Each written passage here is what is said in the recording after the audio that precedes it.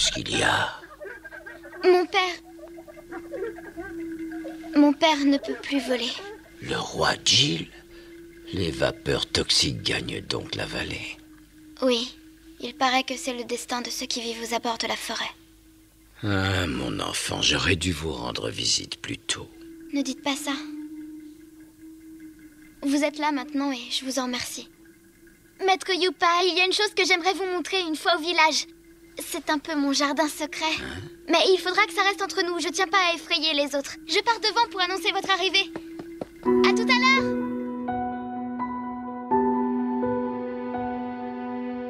Edencast.fr présente. Bonjour et bienvenue dans notre série Au cœur du doublage. Pour ce 9e épisode, j'ai l'honneur et le plaisir d'accueillir Adeline Chetaille, une comédienne dont le talent est sublimé par une âme d'enfant.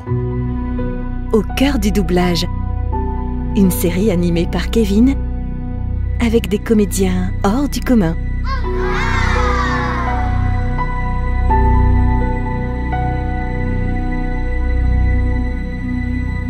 Bonjour Adeline. Bonjour. Bienvenue pour cette nouvelle série, pour ce nouvel épisode plutôt.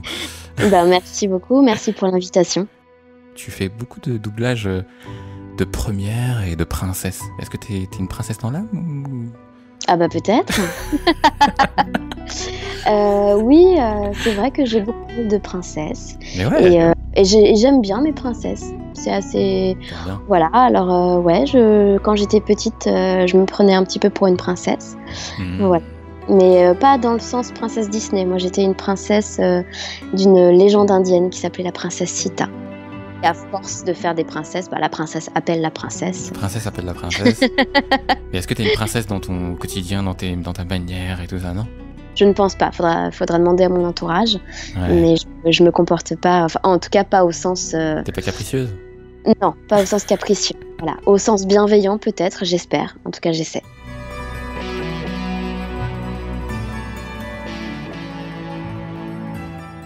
Première question que je pose à tous tes camarades. Comment est-ce que tu es devenue comédienne? Est-ce qu'il y a quelque chose? Est-ce qu'il y a un déclic?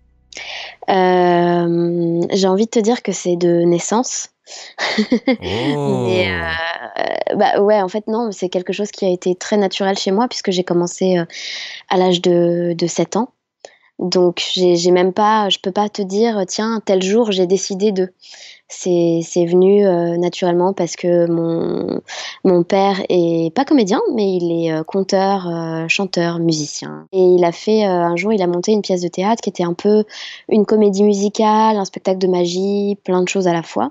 Et l'histoire, c'était un monsieur qui vivait dans la rue, qui était un peu triste et qui fait la rencontre d'une petite fille qui s'avère être qui se transforme un petit peu au fur et à mesure et qui l'emmène dans des univers, qui est une fée puis une extraterrestre. Donc c'était un peu farfelu comme ça.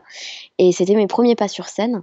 Et ensuite, lui, il est passé à d'autres projets et moi, j'ai aimé ça. Donc j'ai demandé en fait à continuer. Donc c'est ce qui a lancé ma carrière de comédienne, on va dire, très, très jeune. Non mais sérieux, t'as une voix géniale, je t'assure, t'es une vraie chanteuse. Je chante dans une chorale, c'est tout. J'ai fait un solo une fois, j'ai failli m'évanouir. C'est vrai? Pourquoi ça? En un clin d'œil, j'ai vu les gens qui me regardaient et je suis restée tétanisée. Fin de ma carrière de soliste. Vu comme t'as chanté ce soir, j'ai un peu de mal à te croire. C'était la première fois que je faisais ça. C'était vraiment génial. Moi aussi, j'ai trouvé ça génial. Mais toi aussi, on dirait que t'as déjà fait du chant, non? Ouais, je maîtrise bien les solos dans ma salle de bain. Quand t'es devenue adulte, est-ce que t'es passé par d'autres activités ou est-ce que tu es resté dans le doublage depuis ton enfance? Alors c'est plutôt le contraire en fait, puisque quand j'ai demandé à mon papa de continuer à jouer la comédie, j'ai été inscrite dans une agence et j'ai pas mal tourné. J'ai fait aussi de l'animation télé pour le Disney Club, je crois. Ouais, c'est ça, le Disney Club. Et en fait, c'est au moment de l'adolescence où je me suis plus tournée vers les voix. Donc j'avais commencé aussi les voix en même temps quand j'étais enfant. Et j'ai commencé à avoir envie d'interpréter des rôles on va dire un peu plus sérieux, puisque forcément en tournage, je jouais des rôles d'enfants. Et vers 12-13 ans, j'ai commencé à avoir envie de jouer des rôles plus adolescents, on va dire. Sauf que mon physique ne me permettait pas de passer sur ces rôles-là. J'ai un physique très très jeune et je l'ai gardé d'ailleurs. Moi, je suis plutôt contente de ça. Mais en fait, j'ai été frustrée. Voilà, j'ai été frustrée parce que je passais des castings, que ça fonctionnait plus comme avant, parce que j'avais demandé à mon agent de passer certains castings et pas d'autres. Et je me suis aperçue qu'en fait, je ne pouvais pas vraiment choisir. Tu faisais ta capricieuse de princesse, quoi. Ça doit être ça. Ça doit être ça. Je m'épanouissais tellement dans le monde du doublage et j'avais accès à tellement de rôles différents que j'ai pas vraiment compris pourquoi j'étais on va dire cantonnée à des rôles, à un unique rôle, on va dire. Et puis j'ai pas eu cette impulsion de me dire bon bah c'est pas grave, je joue ce rôle-là, je fais des castings et puis je me retrouve dans des rôles qui me plaisent pas forcément pour ensuite accéder à des choses plus intéressantes. J'ai pas eu cette motivation parce que j'avais pas tellement envie d'être dans la lumière. J'ai manqué d'ambition, on va dire peut-être. Donc c'est l'humilité qui t'a fait agir ainsi alors finalement. Oui, ou peut-être aussi je suis pas sûre que ce soit vraiment de l'humilité, c'est peut-être oui, tout simplement c'était plus facile pour moi on m'employait beaucoup en doublage et j'avais pas envie de me battre en fait, j'avais pas envie d'être dans ce monde où une fois adulte on se bat beaucoup pour avoir des rôles. Je préférais garder le souvenir des tournages que j'avais en tant qu'enfant. Qui est un moment assez magique, on est choyé par tout le monde, voilà, c'est une fois qu'on grandit, c'est plus pareil, je trouve. T'avais tendance à rester un peu dans ta zone de confort, quoi. Exactement. Voilà, c'est le choix que j'ai fait. Allez, Gigi, tu me pressais pour partir et maintenant on dirait que tu veux pas décoller. Mais pas du tout. C'est toi qui ne te rends pas compte. Un départ, c'est quelque chose de solennel. Ça se prépare. Mais si je tarde trop et que je rencontre un garçon formidable, t'imagines? Je serai incapable de m'en aller. Je tiendrai jamais le coup avec cette fille. Elle décide tout sur un coup de tête. Tu exagères. C'est très étrange. Je suis surexcitée, comme au moment d'ouvrir un gros cadeau. Comment est-ce que tu te prépares, Adeline? Est-ce que tu le fais avant d'arriver en studio ou c'est sur le tas? Alors, dans la majorité des cas, je ne me prépare pas, tout simplement parce que je ne sais pas à l'avance ce que je vais faire. C'est très rare, hein, sauf si vraiment j'ai un rendez-vous ponctuel pour une série. Bon, là, du coup, je connais mon personnage, donc j'ai pas forcément de préparation à faire. Comment dire, la préparation basique, ça va être de pas faire la fête la veille. Bon, certains le font, mais moi non. Pour avoir une diction à peu près potable. Ça peut être aussi faire des exercices de diction si nécessaire, mais je t'avoue que je n'en fais pas énormément. J'en fais quand je rencontre une difficulté. Si je me rends compte en enregistrement que j'ai un problème avec un certain son ou avec certains mots, je vais me créer une petite phrase avec ces difficultés et puis je vais répéter un peu chez moi pour ne plus rencontrer cette difficulté à l'avenir. Mais sinon, j'ai très peu de préparation puisque je n'ai pas les textes en avance, je ne sais pas sur quoi je vais travailler, je ne sais même pas quel va être mon personnage.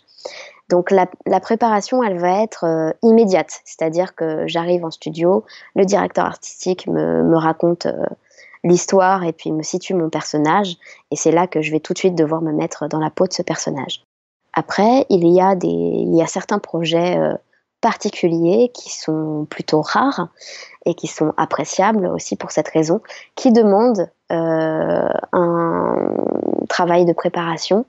Ça va être toujours fait avec le directeur artistique, parce que ce directeur artistique va m'appeler, va me dire voilà, j'ai tel projet, ça va être un personnage comme ci, comme ça, pour que tu sois dans l'ambiance, je te conseille de regarder tel truc ou de lire tel truc. Voilà, mais ça arrive très rarement et même de plus en plus rarement. Peut-être que c'est un peu plus fait pour les films cinéma, et encore, puisque maintenant on a de moins en moins accès aux images. Mais on peut lorsqu'on double un gros film pour le cinéma, on peut avoir accès à une projection privée. Donc ça nous permet de voir un petit peu l'histoire et de nous préparer. C'est les seules préparations qu'il y ait, c'est pas du tout comme pour jouer au théâtre. On n'est pas en train de répéter chez soi, à se mettre dans la peau du personnage, etc. Est-ce que tu penses, Adeline, que le regard est important dans le doublage? Je te dis ça parce que moi je suis aveugle, mais je le pose aussi à tes camarades, donc je te la pose aussi. C'est plus qu'important. C'est tout. C'est tout. J'ai besoin du regard de l'acteur que je double. J'ai besoin de mes yeux pour lire le texte et pour regarder l'image. La vitesse à laquelle je vais analyser ce que je vois est primordiale. Et oui, et voilà, et le regard de l'acteur est un support pour moi qui est indispensable. Je dirais pas impossible parce que ça se fait, c'est-à-dire que en jeu vidéo, on n'a pas d'image, ou très peu. En création de voix non plus. Donc je pourrais faire du doublage parfois, peut-être. Mais complètement, tu pourrais faire de la voix off, tu pourrais faire des voix de pub, tu pourrais faire tout ça, parce que là, on n'en a pas besoin. Là, on parle. Tu me poses la question sur le doublage, donc moi, j'imagine quelque chose avec un support visuel. Avec la bande rythmo. Avec une bande rythmo et avec des comédiens à l'écran que tu dois suivre. Et tu dois suivre leurs mouvements, tu dois suivre leurs regards vraiment. Leurs intentions de jeu se lisent dans leurs regards. Donc, sauf dans le cas où ce sont de mauvais comédiens, ça peut arriver. Ouais. Mais pour moi, en doublage, oui, c'est très important et c'est un appui. Après, il y a plein d'autres domaines qui touchent à la voix où on n'a pas besoin de ses yeux. Mais pour toi, c'est impossible d'être à la barre en étant aveugle. Ouais, je peux pas imaginer. Après, c'est la première fois qu'on me posait la question, enfin, j'y réfléchisse un peu. J'aime bien poser des questions étranges.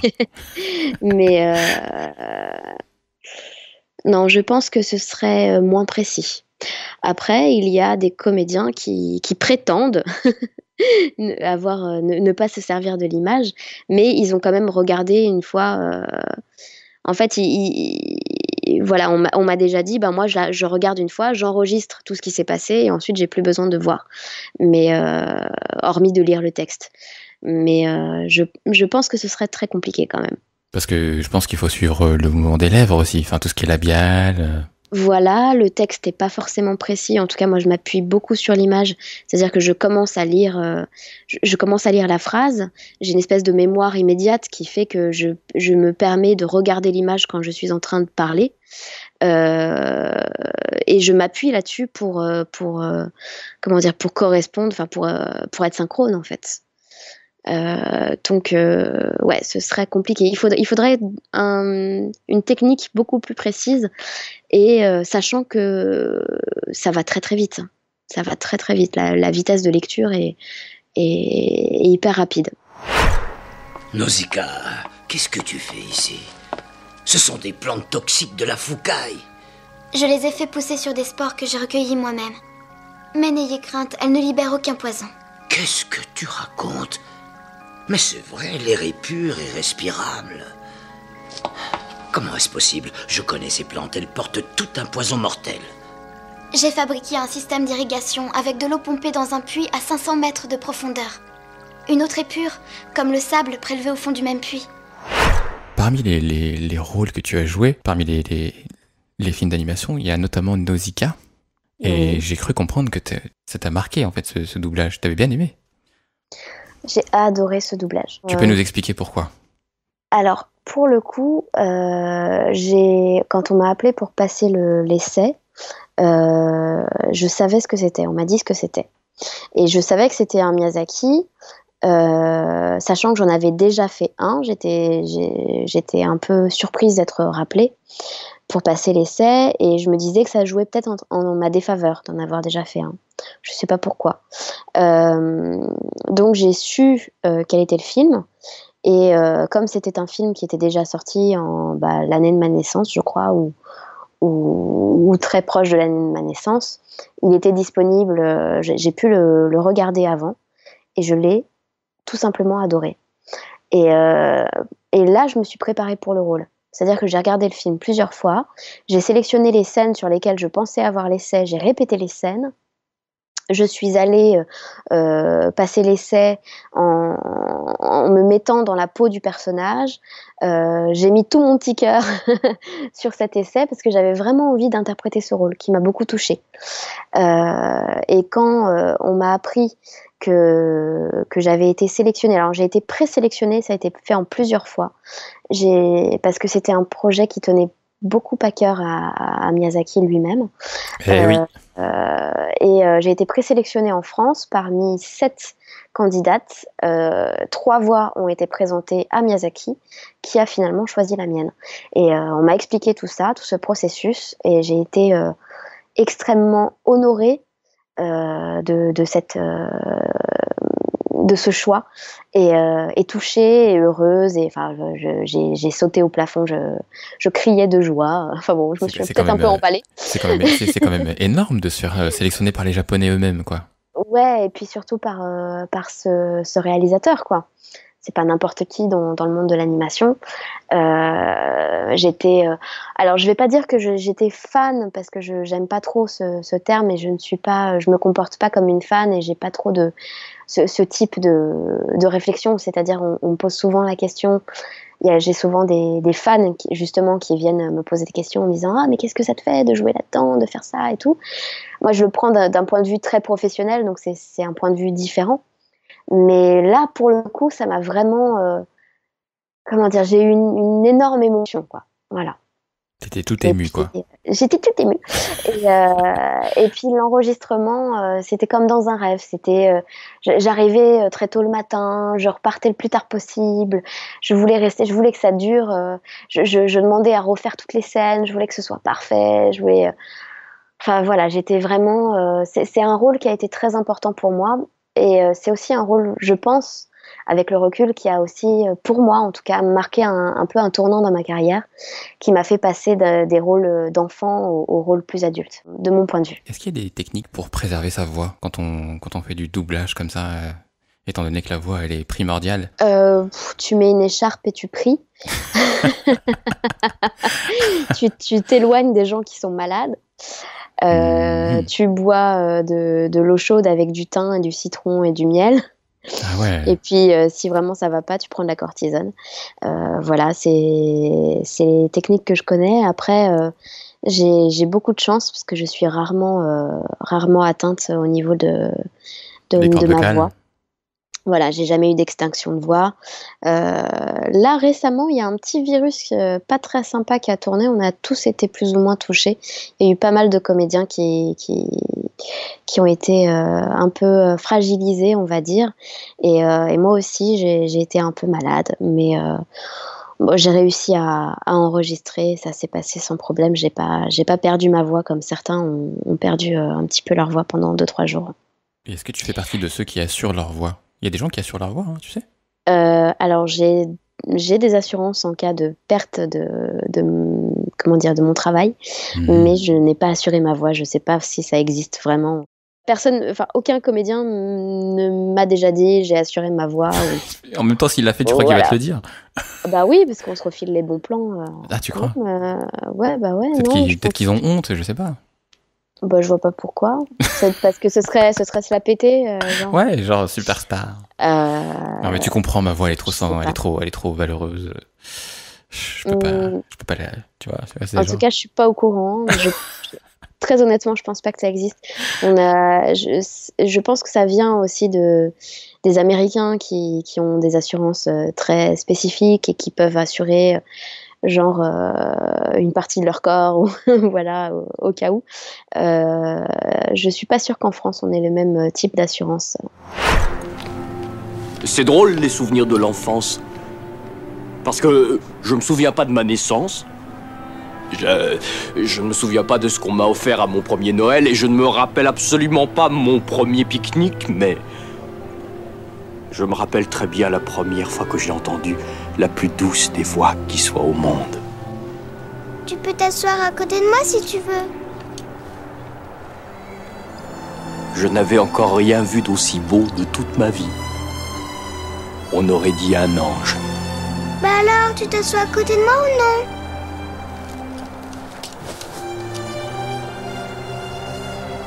est-ce que tu as tes jambes? Oh, rien du tout, merci. Mes jambes sont parfaitement parfaites. Parmi la quantité impressionnante de rôles que tu as interprétés, Adeline, il y en a notamment un qui m'a beaucoup marqué, puisqu'il est dans l'un de mes films cultes, Forrest Gump. Et à cette époque, tu étais encore une enfant. Bah oui, c'est ça, je devais avoir 8 ou 9 ans, donc c'était au tout début. Comment est-ce que tu as vécu ce doublage? Est-ce que tu t'en souviens? Alors, oui, je m'en souviens très bien. Forrest Gump, je m'en souviens très très bien. Mes tout premiers doublages, c'était pas évident, mais pas dans le sens où j'avais des problèmes de jeu ou de choses comme ça. C'est juste que je ne savais pas encore lire tout à fait couramment. Donc on m'apprenait la phrase, on me tapait sur l'épaule pour que je démarre la phrase. Ça, c'était pas sur Forrest Gump, hein. Forrest Gump, ça allait. Mais du coup, ça m'a vraiment motivée. En 3 mois, je savais lire aussi vite qu'une bande rythmo l'exigeait, parce que je voulais pas qu'on me tape sur l'épaule, je voulais faire comme une grande. Et comme la princesse autonome, quoi. Un peu. Et Forrest Gump, je m'en souviens particulièrement bien parce qu'il y a eu une scène qui a posé problème, justement. Enfin, qui a posé problème, que j'ai dû refaire plusieurs fois. C'est la scène où Jenny s'enfuit avec Forrest dans les champs, et il y a le papa qui est en train de la poursuivre.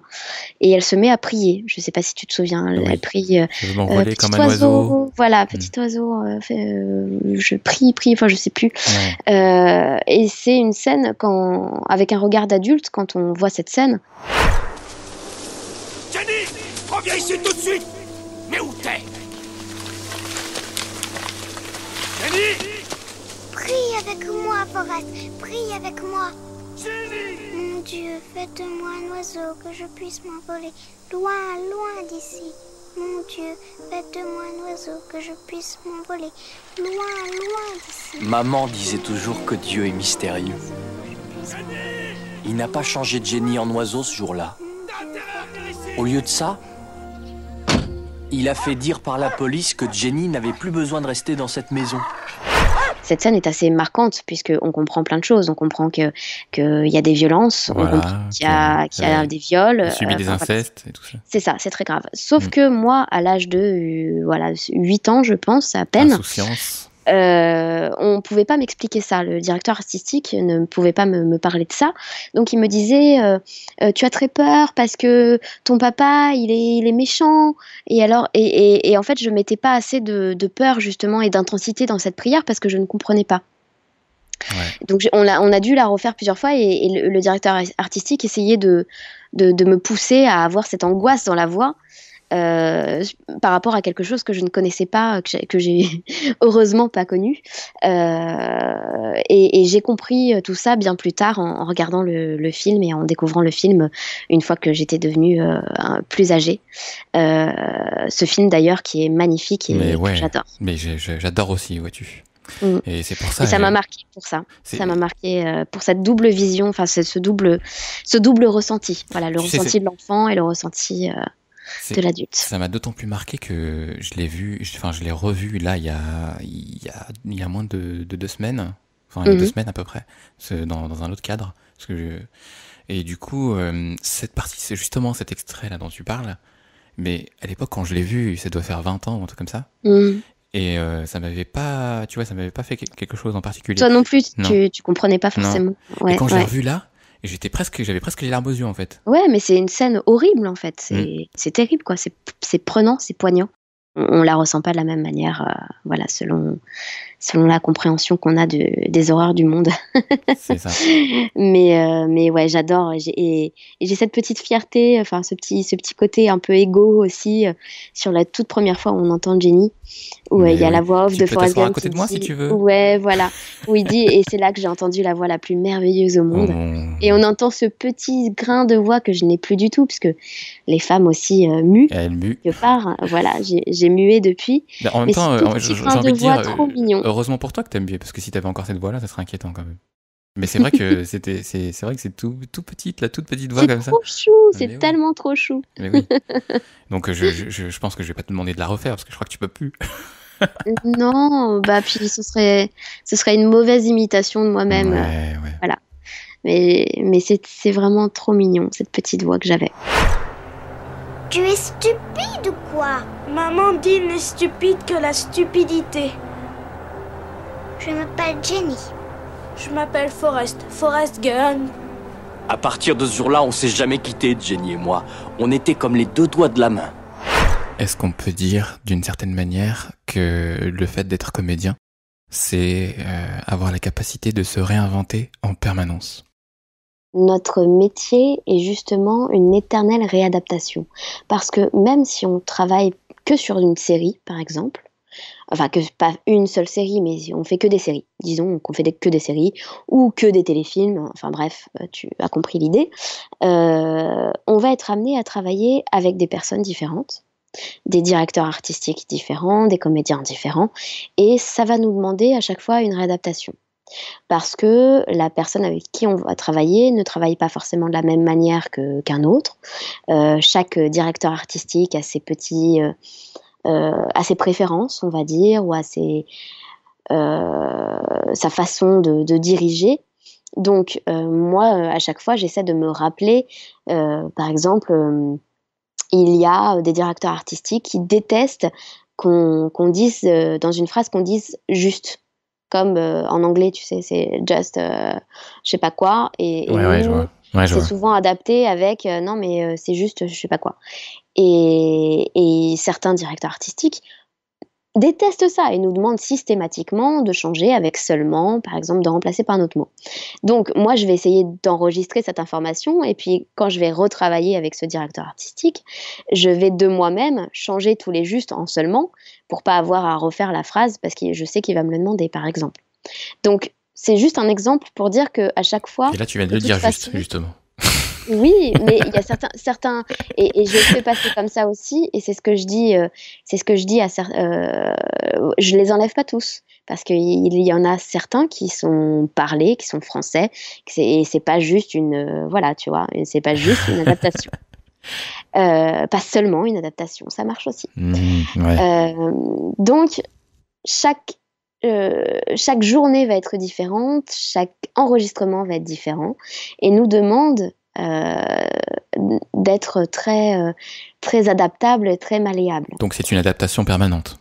C'est une adaptation permanente. Partant de là, effectivement, il y a des techniques différentes entre... c'est surtout la technique qui va demander une adaptation.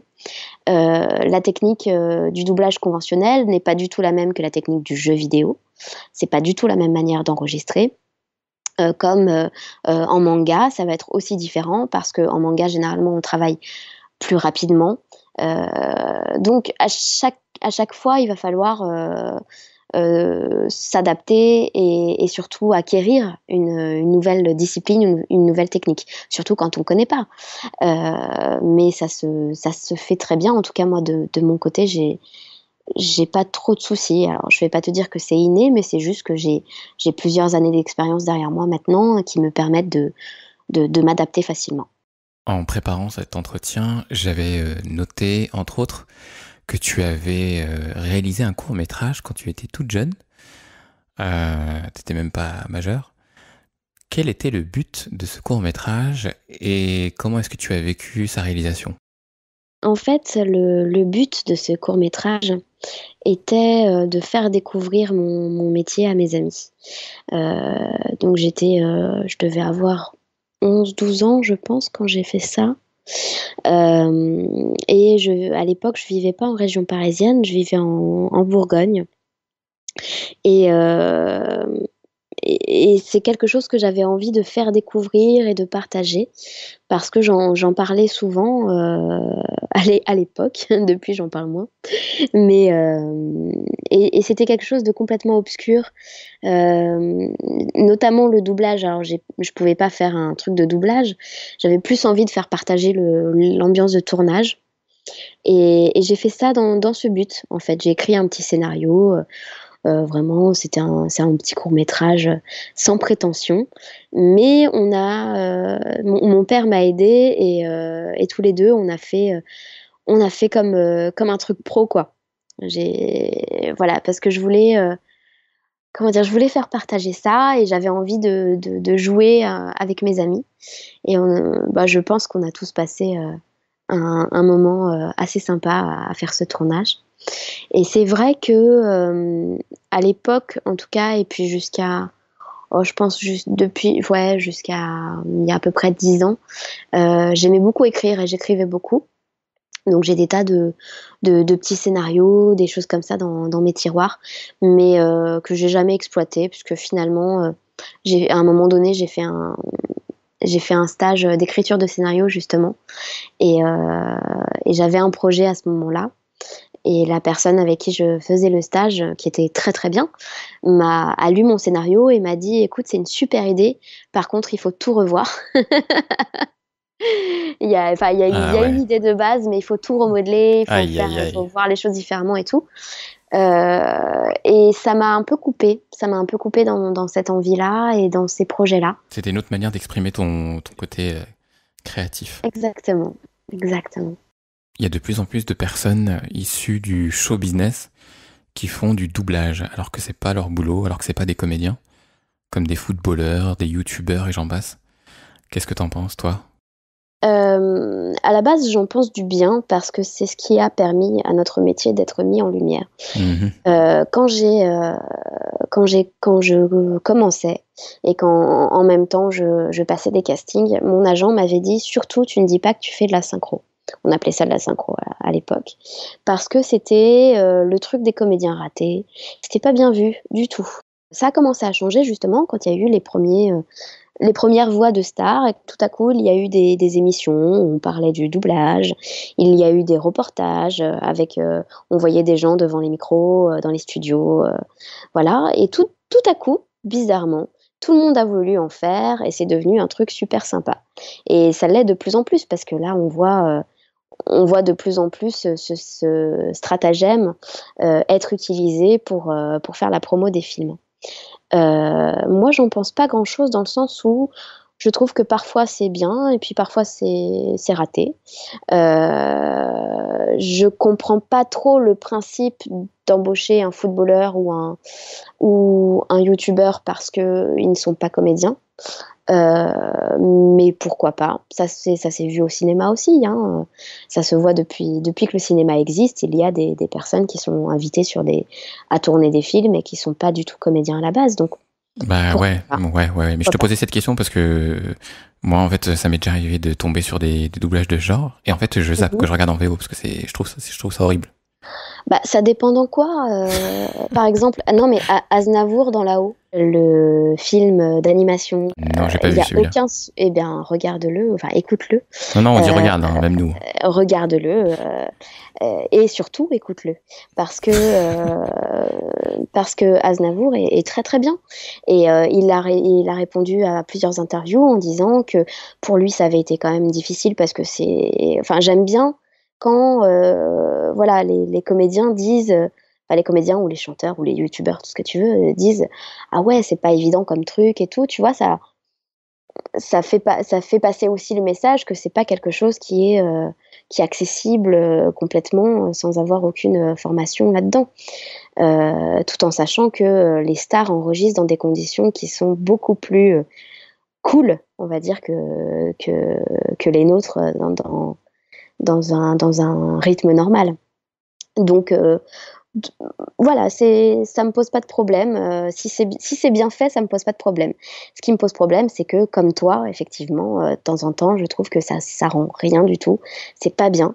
Et moi aussi, ça me fait switcher en original. Il faut s'équiper. Non. Quoi? J'ai besoin d'une arme. Non, je crois pas. Joël, je peux me défendre toute seule. Non. Écoute, reste là. Ok, j'ai qu'à me tourner les pouces en attendant de me faire tuer. Alors là, c'est de loin le boulot le plus merdique que t'aies jamais accepté. T'es plutôt célèbre dans le monde du jeu vidéo parce que tu fais du doublage dans certains jeux, notamment Zelda et d'autres que je ne citerai pas, de Sony, voilà. Par exemple. À quel point c'est différent par rapport à un doublage dans une série? On parle même plus de différence. Ça n'a rien à voir. Non. C'est un autre milieu. Ouais. Déjà, la différence, elle va être dans la technique, comme je disais tout à l'heure. On a des contraintes techniques qui sont différentes. Sur un doublage, on peut enregistrer une scène, et voilà, la scène est enregistrée, les voix sont calées à certains moments, ce qui nous permet de pouvoir enregistrer à plusieurs comédiens qui se répondent dans un dialogue normal. Alors qu'en jeu vidéo, chaque phrase est déclenchée par une action du joueur. Donc, on est obligé d'enregistrer phrase par phrase, qui sont ensuite convertis en fichiers, et ces fichiers vont être implémentés dans le jeu, y compris les cinématiques, parce que les cinématiques ne sont pas forcément traitées comme au cinéma, justement.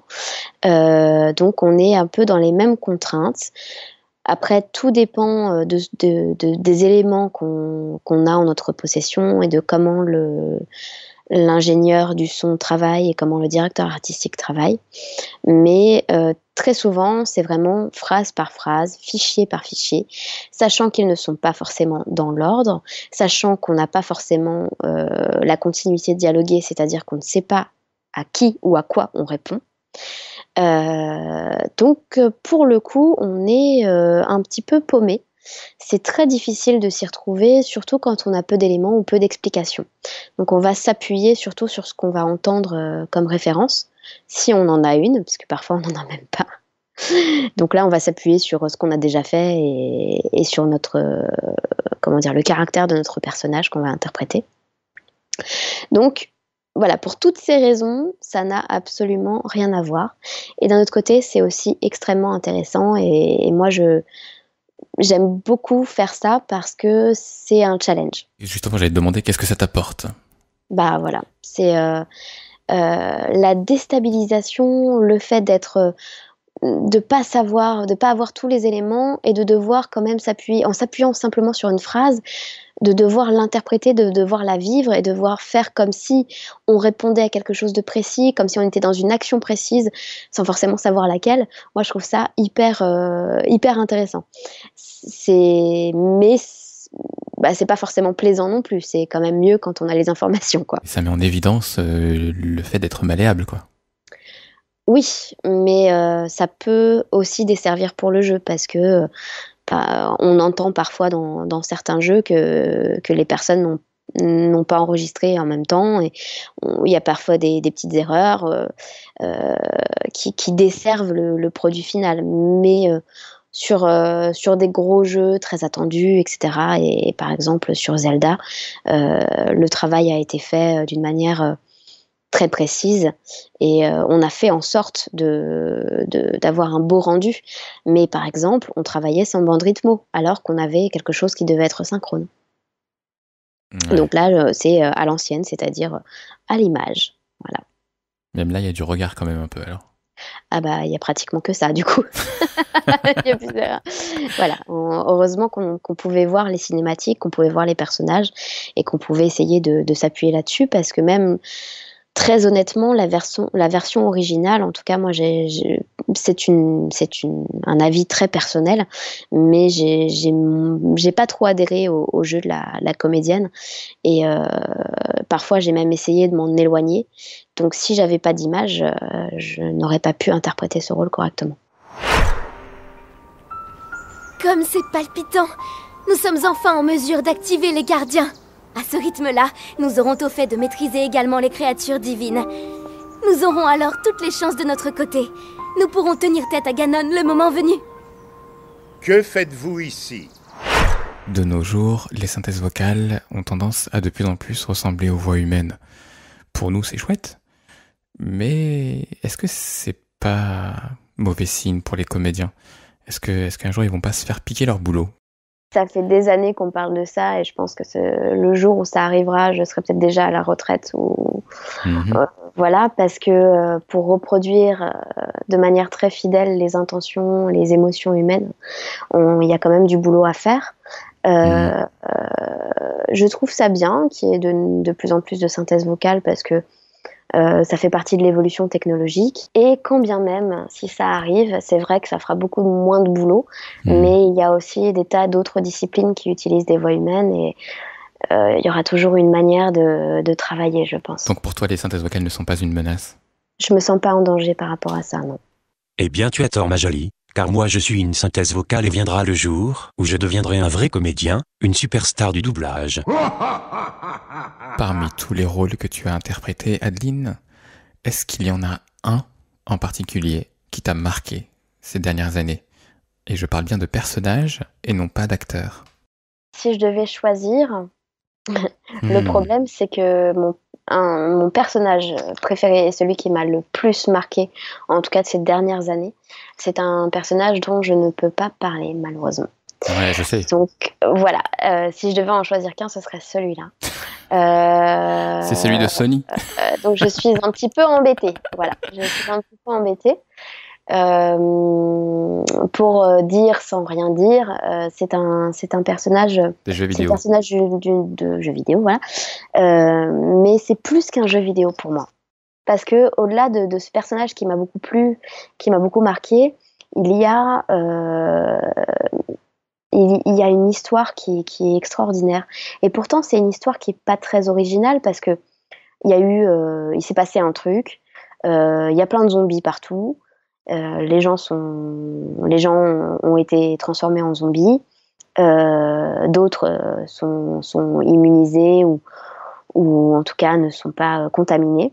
Ils font de la résistance. Et voilà, c'est un monde post-apocalyptique. Voilà, c'est pas facile à dire. On va dire ça, ouais. Et donc le jeu pourrait être très simple dans le genre, il y a des zombies, on les tue. Et voilà, comme on voit dans pas mal de séries, de jeux vidéo, etc. Ouais.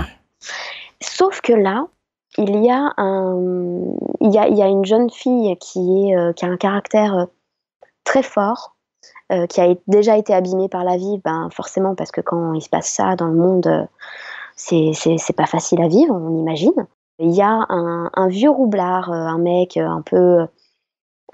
qui lui aussi a vécu des trucs durs, et bref, ils se retrouvent ensemble alors qu'ils n'ont pas choisi. Il y a un vrai scénar, quoi. Et il y a un lien, il y a un truc qui se passe entre eux.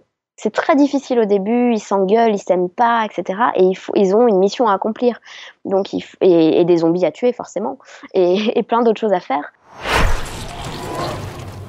On a buté le colosse, éliminons les autres.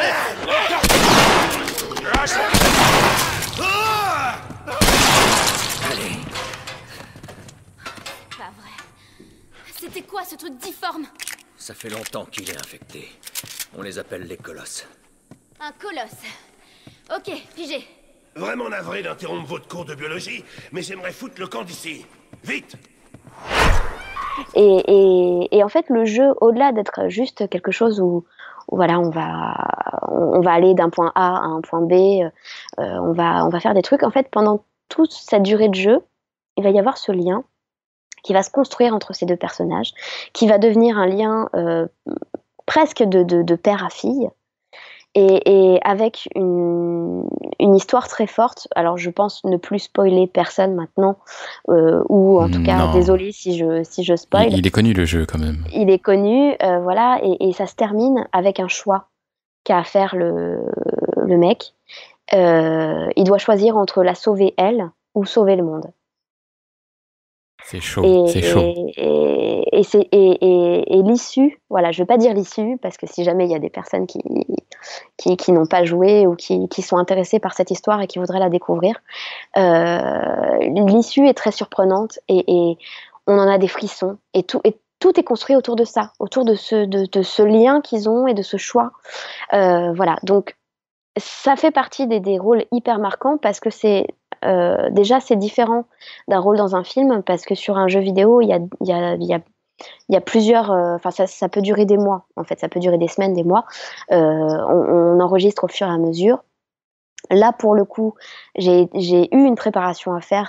J'en reviens à ce que je disais tout à l'heure. Ça fait partie des projets sur lesquels j'ai eu à me plonger dans ces univers-là. C'est-à-dire, le directeur artistique m'a dit, tiens, regarde Je suis une légende, regarde 28 jours plus tard, lis tel bouquin, etc. Donc, j'allais aux enregistrements dans cette idée-là, dans le rôle de quelqu'un qui a vécu la fin du monde quelque part, et qui essaie de tenir et c'est de la survie. Et bon, en même temps, voilà, il faut composer ce genre de rôle. Et donc il y a tout un état d'esprit en amont, quoi. Ouais, voilà. Et chaque séance était une séance dans laquelle j'essayais de vivre à fond, en même temps en rendant justice aussi à la comédienne qui a interprété le rôle, qui est formidable. Et donc en m'adaptant à elle, parce que c'est pas ma création, ça m'appartient pas. Il faut que je sois fidèle complètement à ce qui a été fait en original.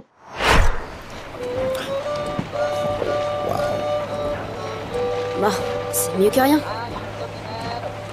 Non. Je suis sûre que ton ami va regretter ça ce soir. Il n'y a pas grand-chose à lire, mais les photos sont intéressantes. Non, Ellie, ça c'est pour les adultes. Waouh! Comment il peut arriver à marcher avec ce truc entre les jambes? Allez, jette-moi ça. Attends un peu, je veux comprendre pourquoi ça vous passionne autant. Ah, pourquoi les pages sont collées? Surtout qu'en jeu vidéo, il y a ce challenge-là. La version française des jeux vidéo n'est pas forcément appréciée des joueurs, surtout pour les raisons que j'ai évoquées un peu plus tôt, c'est-à-dire les raisons des problèmes techniques qui font que parfois c'est pas top. Ouais. Donc là, j'avais à cœur parce que de vraiment bien faire, parce que ce personnage me touchait énormément. Voilà. Donc ça m'a beaucoup marqué et ça a été pour moi une joie extrême d'avoir ensuite des retombées positives, que ce soit un jeu qui soit encensé, parce que j'avais l'impression d'avoir fait partie du truc.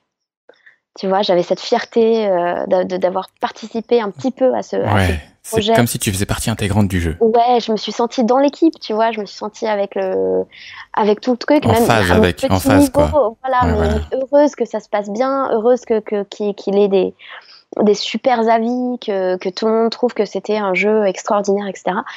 Et du coup, j'ai un peu de peine de pas pouvoir en parler plus, donc j'en parle quand même, comme tu peux le constater. Je peux pas m'empêcher d'en parler. Mais écoute, c'est la vie, c'est pas grave, ça m'appartient pas non plus. Voilà, j'ai cédé mes droits. C'est comme ça. C'est ça. La vie. Des voix de rêve au cœur du doublage. Edencast.fr.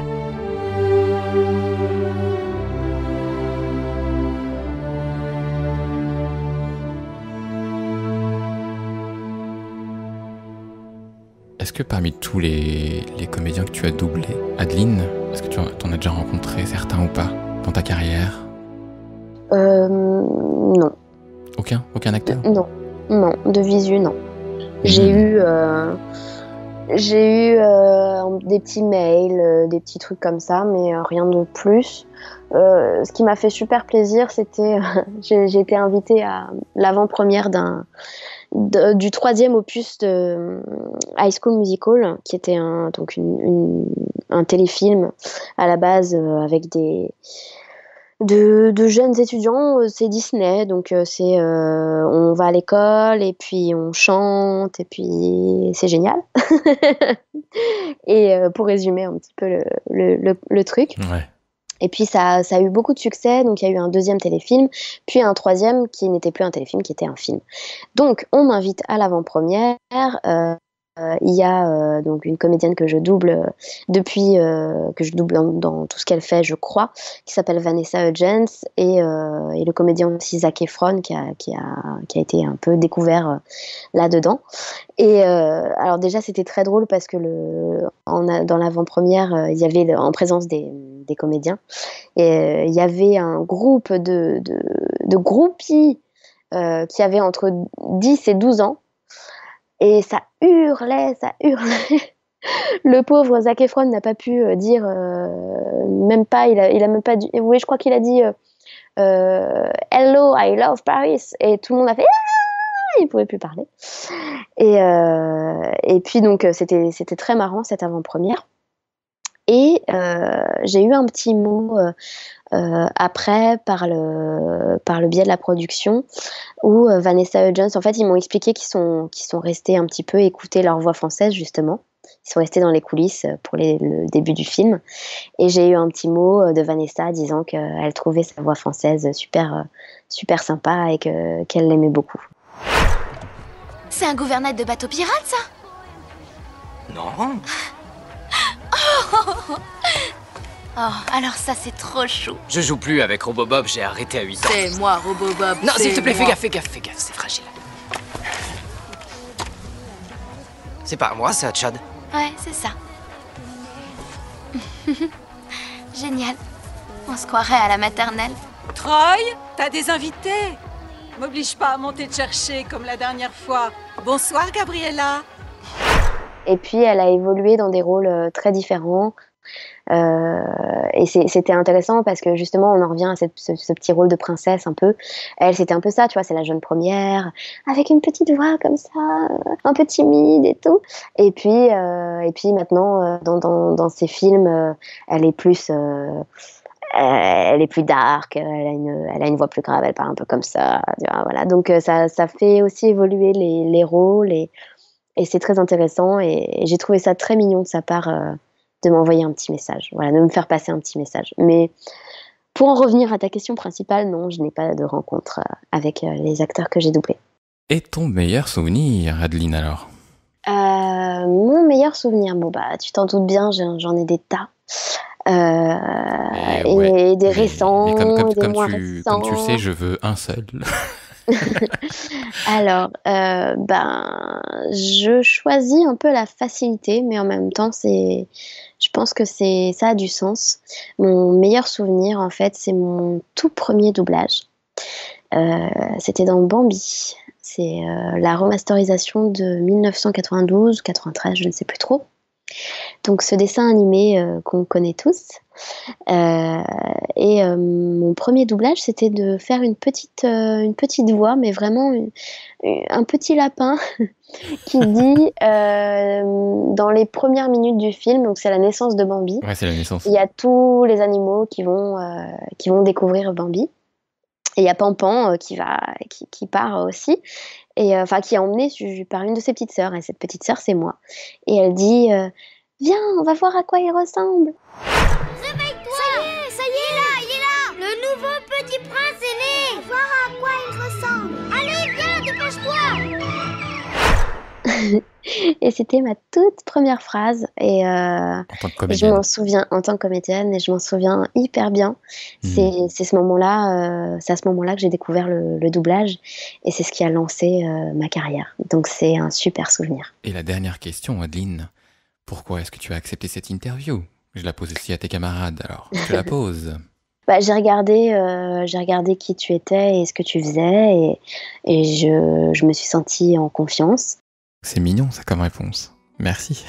À partir du moment où on s'intéresse à ce que je fais, moi je suis contente parce que j'aime beaucoup parler de mon métier, donc ça me fait l'occasion de parler. Et puis voilà, donc je réponds de manière positive généralement aux demandes. Adeline, merci pour d'avoir accepté cette invitation. Mais de rien, avec grand plaisir. C'était un très bon moment. Merci à toi. Merci. Et c'est ainsi que s'achève le 9e épisode de notre série Au cœur du doublage. J'espère que vous aurez apprécié cet entretien autant que je l'ai apprécié.